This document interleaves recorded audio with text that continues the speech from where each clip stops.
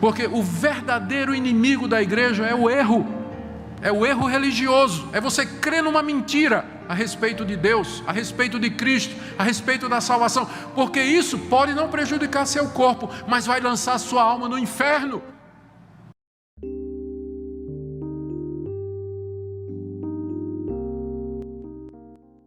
Aqui nessa passagem, Paulo menciona no verso 11 as ciladas do diabo.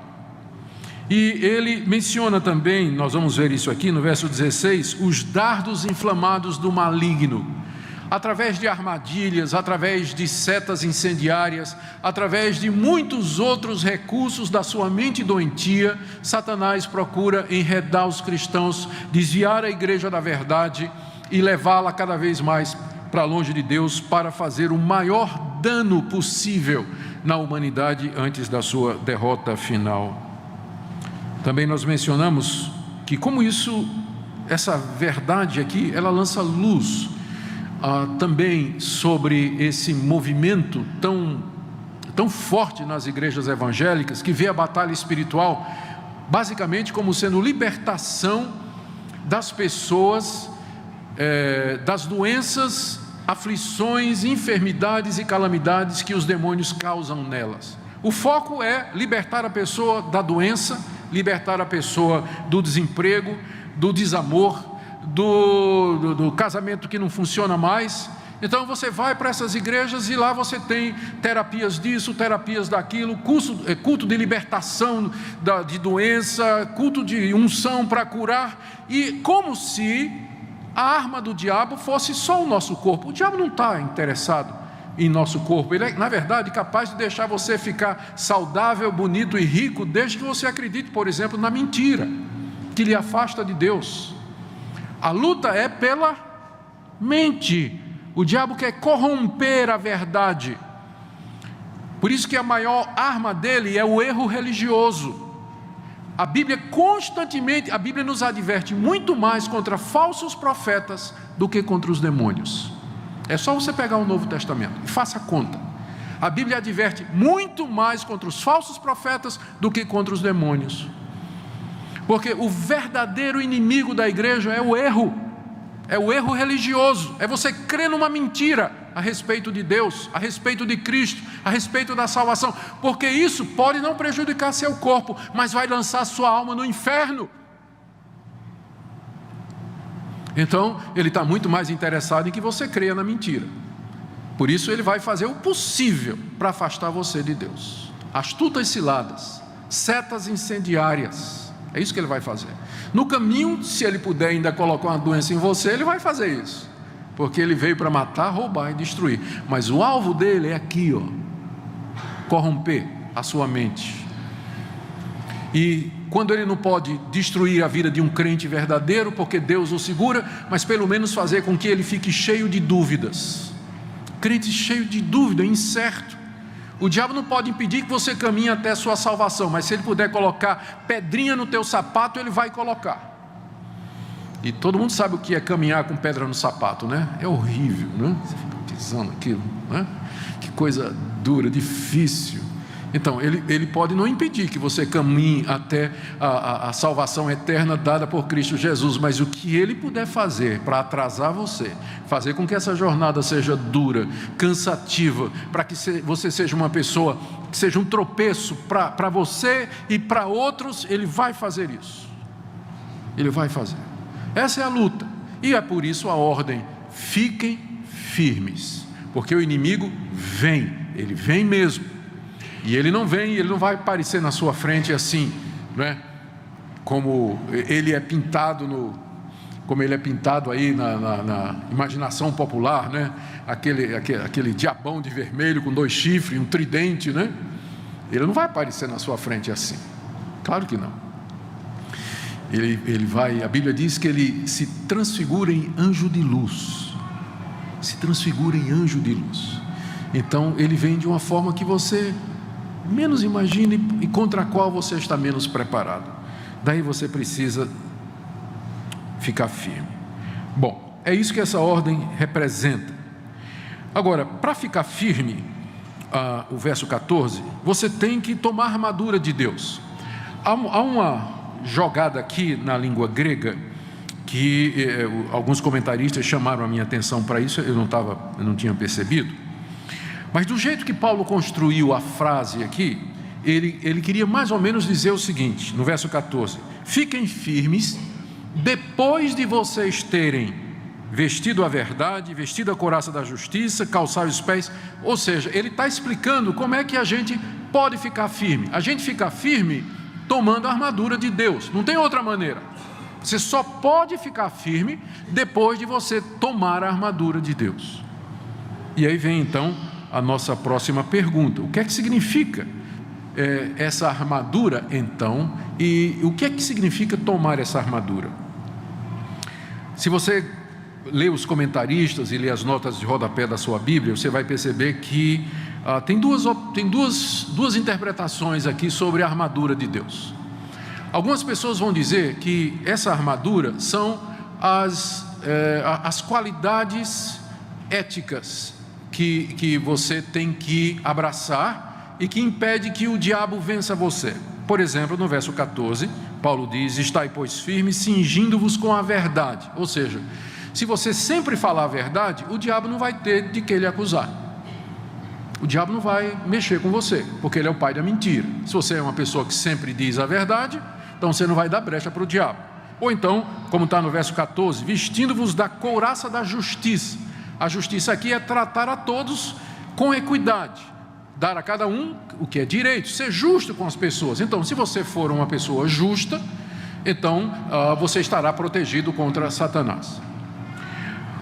Mas o problema é que Paulo já tinha dito, a outra linha de interpretação, ela diz que essas qualidades que estão descritas aqui não são virtudes nossas, mas é o que Cristo conquistou na cruz para nós, a ponto de que alguns intérpretes dizem que o que ele está fazendo aqui, a armadura, é o próprio Cristo. Então, quando Paulo manda que a gente tome a armadura de Deus, ele está dizendo: se revista de Cristo, porque somente assim você vai poder resistir a Satanás. No verso 10, se você voltar para o início da sessão, nós encontramos o que seria a chave para a melhor interpretação, que eu entendo é a segunda. Ele diz: quanto ao mais, sede fortalecidos no Senhor e na força do seu poder. Ele iniciou essa sessão dizendo que nós devíamos nos fortalecer no poder de Cristo. E aí no verso 11 ele diz: revesti-vos de toda a armadura de Deus. Ora, o que você tem aqui é um paralelo. Revestir-se de toda a armadura de Deus é você se fortalecer no Senhor e na força do seu poder. Logo, a armadura de Deus é Cristo e tudo aquilo que Ele conquistou para nós, o poder que vem dEle. Por isso, quando a gente disser aqui, você tem que se vestir da verdade, não pense na verdade em oposição à mentira, mas é a verdade que é Jesus, a verdade de Deus, a verdade maior de todas. Eu sou o caminho, a verdade e a vida. Só essa verdade é que vai poder lhe dar força para enfrentar Satanás. Então, nós vamos analisar as peças da armadura dessa perspectiva, de que a armadura é o próprio Senhor Jesus e as bênçãos e virtudes e graças que Ele conquistou na cruz para nós. É o próprio Evangelho, se você quiser uma outra definição. O que significa então tomar essa armadura? Aqui é muito importante. Veja como a importância disso. Se você achar que verdade, justiça, estas coisas que estão descritas aqui como peças da armadura, é alguma coisa, são qualidades éticas, então significa que você tem que desenvolvê-las todo dia. Mas se você pensar nelas como sendo o que Cristo já lhe deu na cruz do Calvário, então o que nós temos aqui diante de nós é o seguinte quadro: nós já temos essa armadura, nós já, se é Cristo e o que Ele conquistou na cruz, isso aqui já é nosso, desde a conversão. O que você tem que fazer é tomar posse, é você se apropriar disso. Todo mundo sabe o que é tomar posse, né? Especialmente quem veio de algumas igrejas ouve isso direto, né?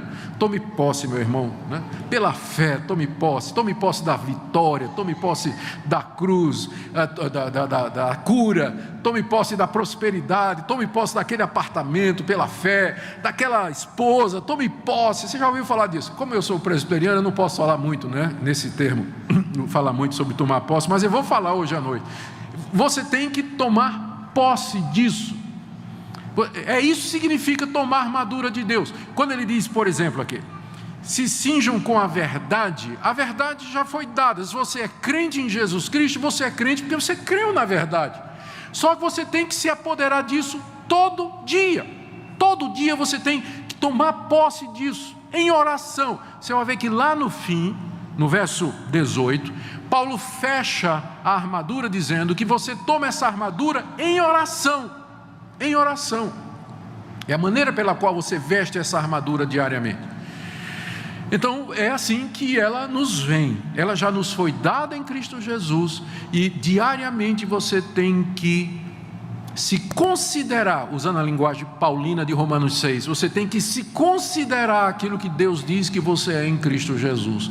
Ou, querendo usar uma linguagem evangélica moderna, você se apossa pela fé daquilo que Deus já diz que é seu em Cristo Jesus.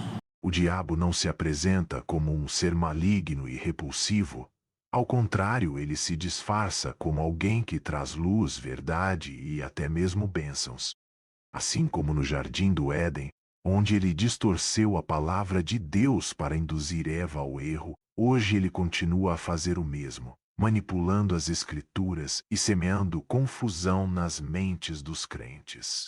Em Gálatas 1:6, Paulo expressa sua incredulidade ao ver que muitos estavam se afastando do verdadeiro evangelho, e ele não hesita em declarar que, se alguém vos anunciar outro evangelho, além do que já recebestes, seja anátema. Essa ênfase nos lembra de que a fidelidade à doutrina é crucial para a nossa fé e para a nossa salvação. O engano religioso se manifesta de muitas formas.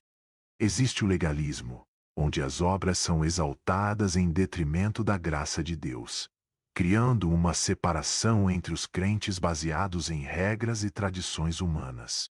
Em Colossenses 2:8, Paulo nos alerta: tende cuidado, para que ninguém vos faça presa sua, por meio de filosofia e vãs sutilezas, segundo a tradição dos homens, segundo os rudimentos do mundo, e não segundo Cristo.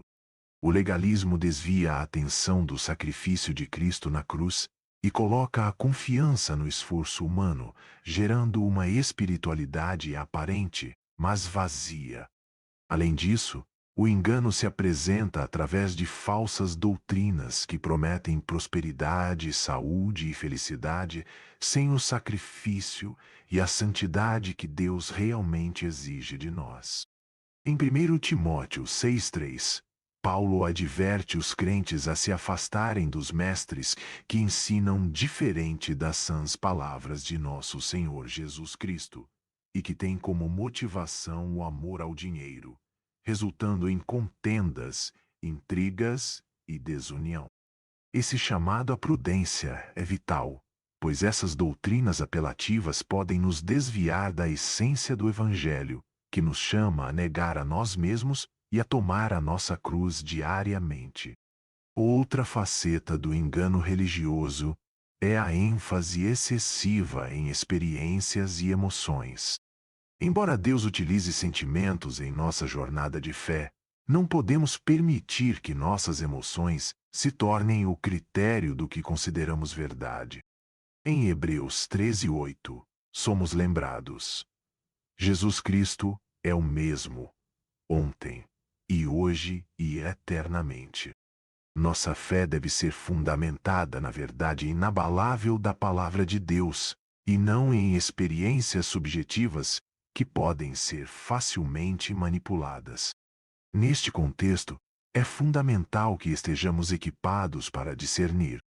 Em 1 João 4:1, somos exortados a não crer em todo espírito, mas provar se os espíritos são de Deus. A Bíblia nos fornece as ferramentas necessárias para avaliar a autenticidade das doutrinas que recebemos. Isso inclui uma constante leitura e meditação na Escritura, bem como participar do ensino e da comunhão na igreja, onde somos encorajados a crescer na verdade em comunidade.